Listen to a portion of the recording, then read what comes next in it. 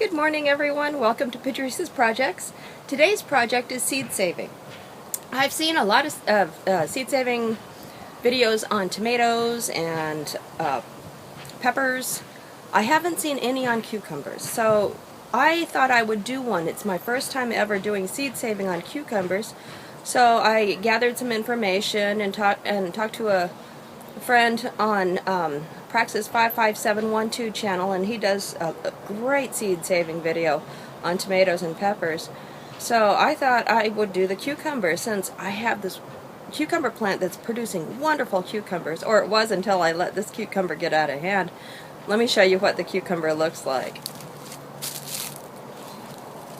This is it right here. It's huge. I'd say it's over 2 pounds.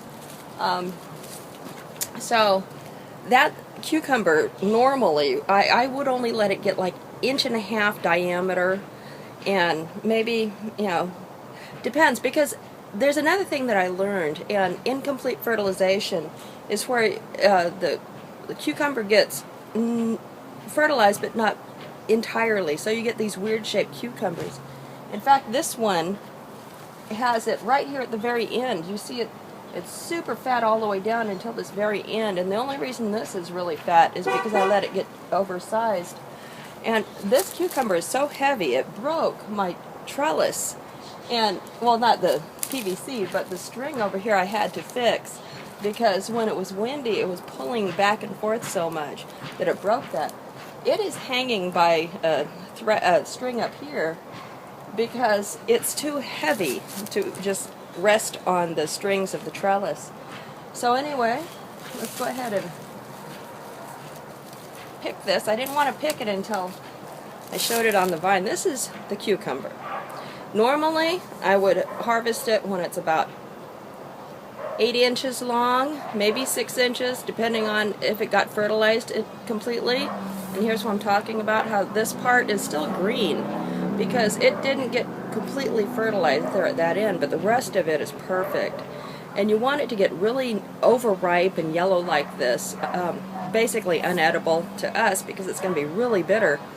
But I had to let the seeds mature inside, so that's what we have. I don't have anything to compare the green to right now, but I do have some lemon cucumbers out here, and I want to show you a cucumber that I've never grown before. And this it's the end of the season. It's September 7th today, and I finally got my first Armenian cucumber, and I've never grown these before, and the plant just would not grow. It's so skinny. I ended up having to put a little hammock type thing for this cucumber to sit on. Let me show you. Okay, here's the Armenian. I have to show it from the other side of the trellis because the lighting is so bad from the other side. But there it is, and it's got a different texture, and I wasn't sure when to pick it. I probably should have picked it yesterday, but see, this one does have incomplete fertilization. I'll go to the other side and show you. And down below it is one of the lemon cucumbers I was talking about, and these grow prolifically, but mine does okay. It does great for a family of 4, or actually a little bit better than that. But here's the Armenian. I hope I have the whole thing in the shot. I can hardly see with the sun. But here at the very tip, I hope you're seeing it, how it's real skinny. It had incomplete fertilization, so this part will never, until you grow it too big, get full. So this one here is also ready for picking. Let's just go ahead and gently. What I do when I pick them is I just kind of push it off with my thumb usually, but this one doesn't pick the same. There it is. Okay, and you saw the little strings I had hanging this. So that is my Armenian and my little lemon cucumber. And my plants didn't do great, but they did pretty good. This is actually 6 plants, I believe, hanging on there. And so, like you see, they didn't do real well. There is some disease, but the cucumber I'm saving seeds from did pretty well. It was able to outgrow its disease. And this is where I'd gone to, I believe I got these at Lowe's, or Home Depot, I'm not sure. But here's the tag for it. And the one that I'm saving seeds from, I believe, is the slicing. Because burpless is a different shape, I'm pretty sure. And I got a few off the bush. I got just a couple off the pickling. Excuse me. I got a few off the pickling, many off the lemon cucumber. And this is my only Armenian. And the burpless, I think I got 2. So basically, it's the slicing here that I am going to save the seeds from. And I'm going to give these seeds away. There's that cucumber. Look at the size of this thing. I'm going to give a lot of the seeds away from this. And Ray at Praxis 55712, he does a seed swap. So my garden is winding down. My tomatoes have gotten diseased. The Cosmonaut Volkovs are still producing some. I never got a huge harvest off of all these plants, 4 big plants. And I had enough to make good amounts of salsa twice. Give away, I don't know, a dozen tomatoes, and then plenty for us to eat. And that's it. Another thing I'm going to be offering in the seed swap, these are my jalapenos. And you see, they're just packed in peppers. Look at that one over there at the top. Look at that. Just packed. And this one over here. Let me get around. Look at this. They're just prolific. And I grew these from seed. But I have saved seed from a couple of the larger ones. I let go all the way red, because that's what you need to do with your peppers. Let them get completely ripe. And then you can save seeds and they'll be viable.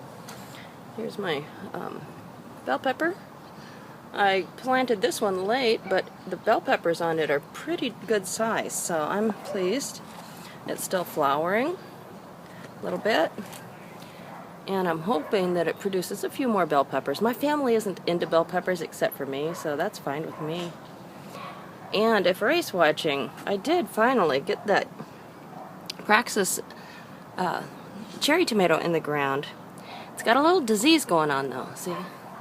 It doesn't yellow the same as the others. It just kind of wilts and dies. There's a few cherry tomatoes growing on it right there. I hope you can see it. I'm on the other side of the box, so I don't know if this is helping much. But there it is, and it's a nice sturdy little plant. I love it. I'm going to plant it next year, only I'm going to plant it a lot sooner. Okay, let's go on inside and cut this baby open. Okay, I have my assistant here to help me with the weighing and the measuring of the cucumber. So I have my antique scale right down here. Very old. And we're going to go ahead and look at it. Oh, it's not on 0. Very antique. Well, every time you move it, then you have to 0 it again. Okay, there we go. We're right on 0. So go ahead and put it down. Hold on. My guess was a little over 2. It's gonna roll over, so. There you go. So We got 1 pound or 2.5 pounds. just about 2.5 pounds. I was thinking 2 1/4, so I was pretty darn close. And we're gonna go ahead and measure it. Okay, and wait, what's your guess? Oh, I'm saying 14.5.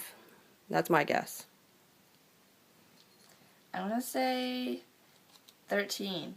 Okay. Okay. Oh my gosh. I'm right. I'm a 1/2 inch off? No, 1/4 inch off. It's 14 1/4, right?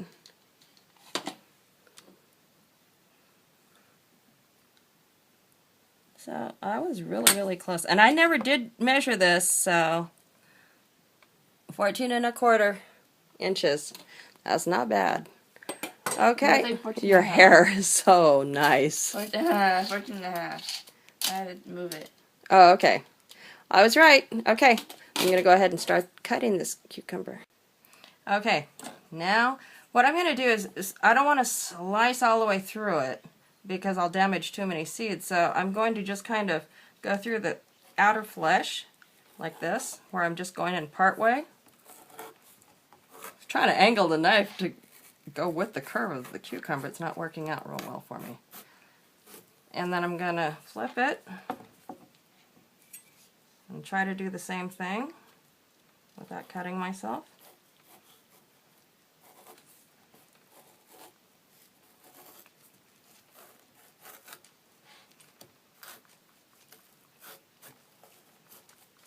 It smells sweet. It should be bitter. Okay, now I'm going to try to just open it up. Don't break it.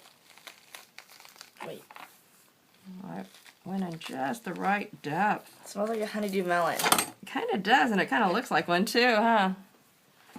Okay, I hope these seeds are mature enough. So here's one of the seeds here. Go ahead and pop that out. This one looks better.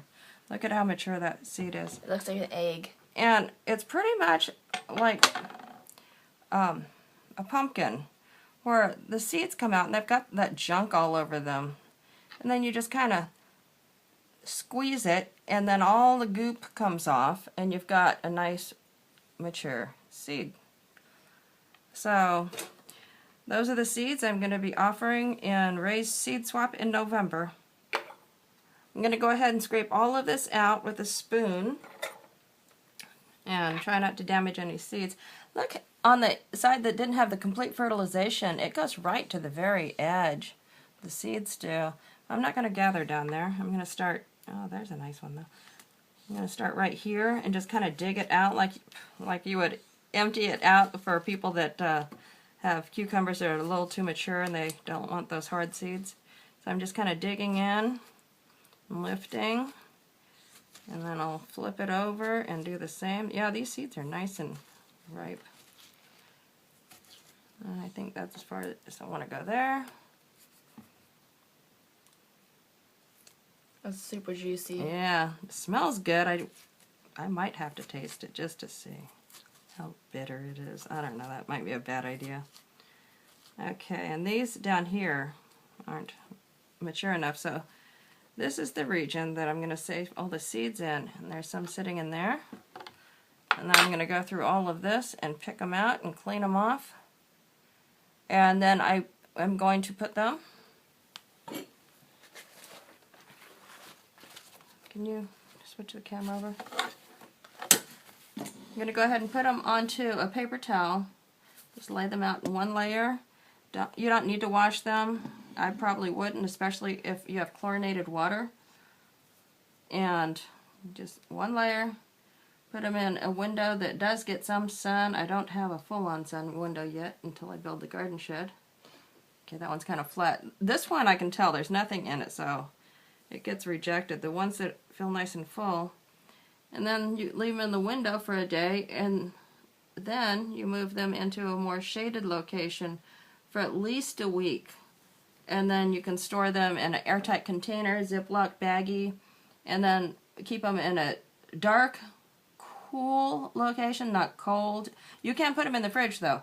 And I have even heard with tomato seeds and other seeds, you can freeze them and they stay viable. I haven't tried it because once you take it out, the condensation starts, they get moist, that's not a good thing. So I'm probably going to put them into a Ziploc bag or even a paper envelope, and then I have one of those plastic shoe boxes that you can see through in the refrigerator out in my garage, and I keep all my seeds in there. So I usually use paper envelopes to keep them nice and dry. So I'm going to go ahead and collect all these, and I'll show you what I end up with.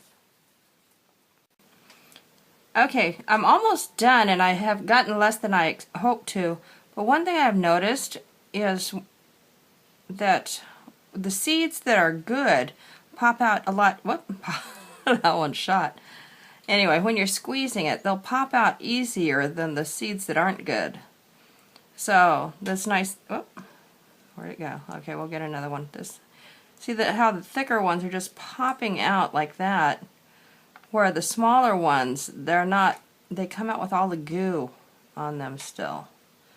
So it seems to me the mature ones are the ones that come out more easily when you gently squeeze it. So that's just what I noticed. See how those ones just kind of popped right out there? So, okay, I'm going to finish up and then I'll show you what the outcome is. Okay, this is what I ended up with, and I was hoping for a lot more. Most of the seeds were immature. There's a big difference between the immature ones where the goo really sticks on really well, and also, see, it's lighter colored overall than the ones with the harder looking shell. And so I tossed all of those. So hopefully I see you at Ray's Praxis 55712 Facebook page for the seed swap, and I'll show you the upcoming huge project I have right now. Ta-da! I get a garden shed. I finally got a space in order to do this, and my husband is almost as excited as me about getting this done. Last winter, when I started my seeds indoors, I started them in the kitchen area because that was the only space I had where there's just a little table that it wasn't really getting used for anything. So, and it had some late afternoon and evening sun, not enough, not what I needed. So I was using lighting to supplement with, as is seen in a previous video. But I had a problem with fungus gnats, and that table happens to be in the kitchen. So, and the fungus gnats don't just stay where the plants are either. As soon as you turn all the lights off in the house, and you're laying in bed with your little tablet, then they start landing on your screen, and then they decide, oh, there's some moisture up that nose, and then they try and go up your nose. So no more seed starting in the house, at least not to that degree. I had a whole full tray of those plus a few extras, and you had to keep seedlings moist all the time. So anyway, we needed a garden shed. It started out, I was calling it my potting shed because I've been talking about I need a potting area for a long time. And then it was more like a sunroom storage shed because we need some more for the new lawnmower since my husband took over one of our sheds. And we have no room for a lot of the things that we have, and I'll explain that later. So anyway, this is the new garden shed, and I've got a slanted roof. This side is the south side, this is the north side, and then this side faces west, and then the back would be east. So I have some space out here about, I don't know, 10 or 11 feet at least over on this side, and we cleared out an area above it. I had some branches cut off of the tree up there, so I get plenty of light on the south side and the west side, right now at least on the west side. And I'll go outside and talk to you a little bit about that. So this is the design. I have two doors that I scavenged. One is 2 feet wide and one is 32 inches wide. This one will be on the side of the shed. I'm going to have a barrier. Let me show you this little diagram I drew. So this is the front with the doors. And this is, let's see, this is the side I'm talking about right now where I'm saying like this door is this one right here, and this is right between them here.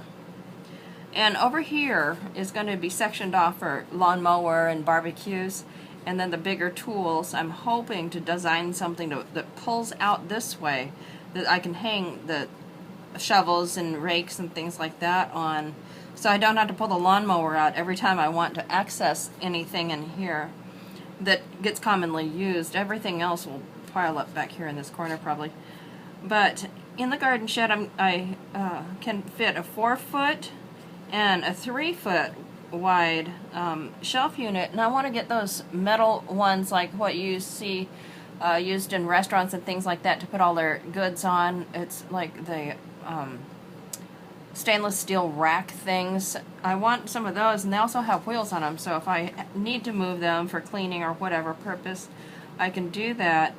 And here I have this cabinet that I scavenged as well. It's 10 feet long, so that determined how wide this is over here.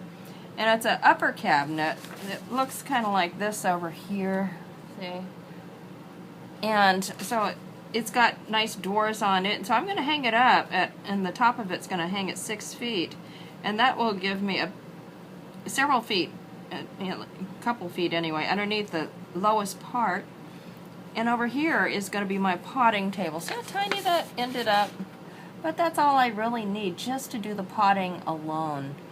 And I'm going to try and find some sort of basin, even if it's plastic, to put a hole in and put a drain so that I can drain off water, and they'll go right out here, and I'm going to have a couple artichokes planted here. So that's the plan. I'm really excited about it. And this was my sketch of it on graph paper, of course, because I'm very meticulous and I want to know everything is going to work well before I actually start doing some designing. So that was the design part of it. And then I've got my layout of all the 2x4s for the front, the back, and then I even have it marked in where the cabinet will be. And then I have my side elevations. I have my foundation design, because I need to know exactly what lumber I'm going to need. And I have my roof area. And I'm going to overhang the roof on the front. 15 inches, I believe, is what I ended up with. And on the back 5, and then only 3 inches on each side. I don't think I really need any more than that. And over this area where the potting area is and the shelves for the plants, I was going to do corrugated roofing over the whole thing. I'm still deciding on that, but I know in the front area it's going to be either the clear corrugated material for roughly 2 to 2.5 feet back. I haven't decided exactly yet. And this part, I was going to do more of a light color corrugated material. I don't want it too hot in there, so I'm thinking gray, you know. I don't want all sun coming in. But the more I'm thinking about it, because I do want to insulate in there, because I'm going to have a heat source and a cooling source both in there. I'm going to put a cooler through the wall between the two sheds right here. Not right away. That will happen when I talk my husband into it. But I need to insulate it because the seedlings won't survive if it gets too cold. So if I have a regular composite shingle roof over here, it would not only be safer because I have trees up above it, and I'll show you later what I'm talking about. And, you know, it would help protect the whole shed overall. And the only part that would be at risk is, of course, where all the windows are. That just makes sense, right? Okay, so, but it's less likely to happen way over here. The trees are over here, so I think I'm pretty safe. A branch comes down, breaks it, I'm in trouble. But I have a lot of wood going on right up here, so I'm not too concerned. It's going to be only a 2x4 header, but it'll still be significant to catch a dead branch, you know. So I'm hoping that I'm safe over here. Plus I've got my the whole roof joists and all that to help protect too. So really excited. So that will be a number of projects. So right here behind me, this big mess back here, that's where I'm going to be putting the garden shed at.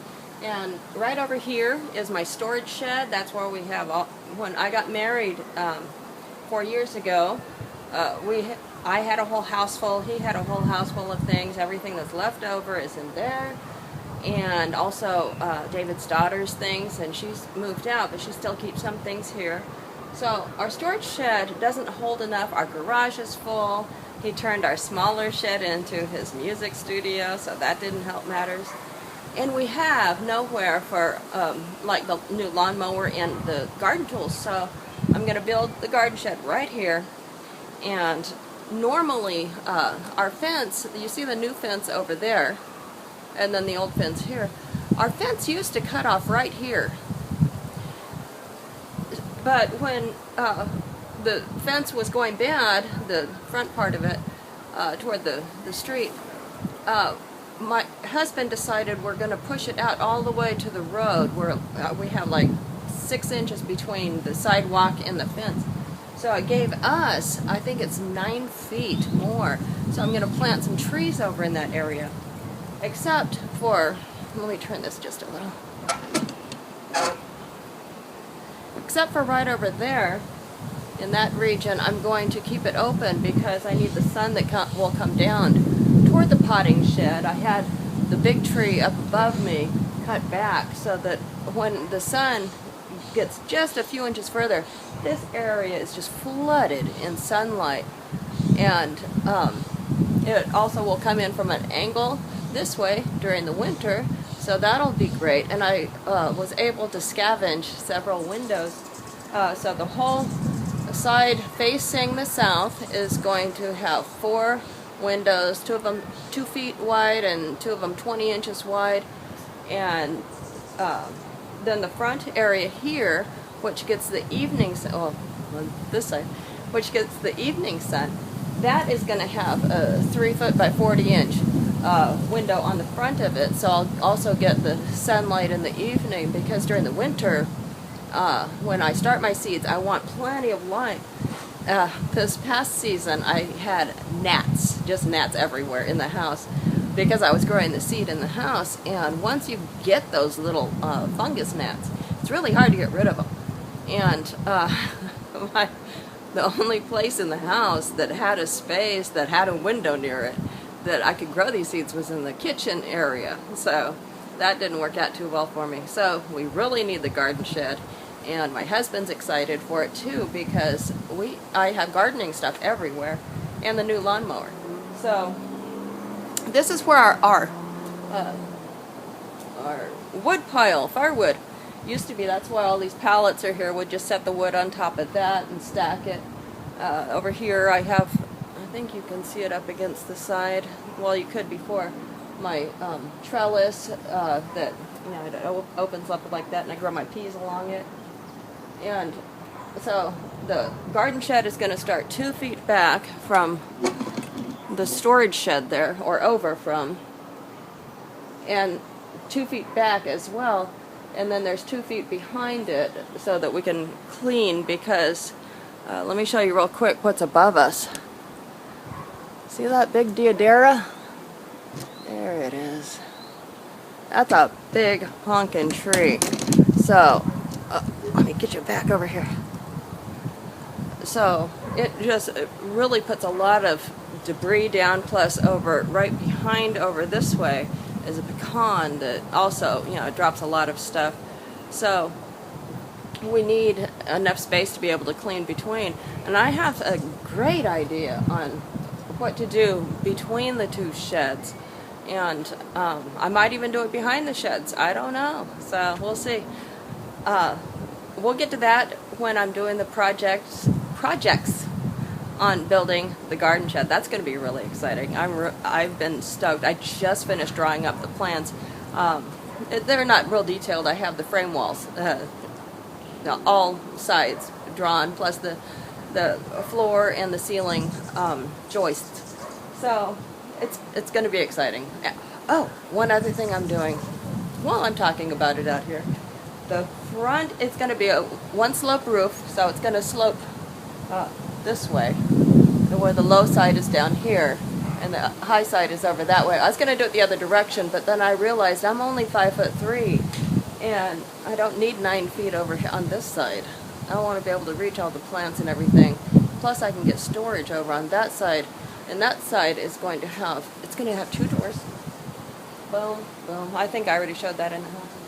And so above the 9-foot area where the lawnmower and stuff is going to be, I'm going to put a ceiling in there, in that region, so that I can access it from the front part where the gardening is going to be happening. Really excited. Just okay.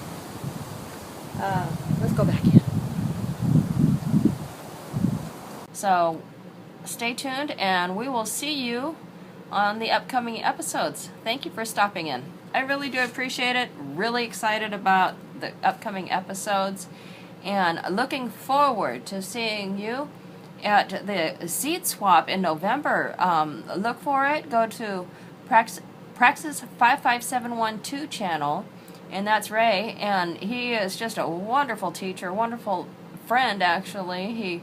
He loves all of his people that come and talk to him at his channel, and he gives me some really good advice. He usually answers my questions, and with all the thousands of people that talk to him, I'm just always so excited to get a response from him, because he's a big guy on there on YouTube. So these seeds will be available in the seed swap, and I will take out the ones that aren't quite there. So I won't have very many of these, but I'm going to have lots of the jalapenos. And my jalapenos only get to be about 2 inches, but they're very good flavor, great production, low maintenance plant, disease resistant. They're tough as nails. I planted them too early. We had major winds, storms, all kinds of stuff.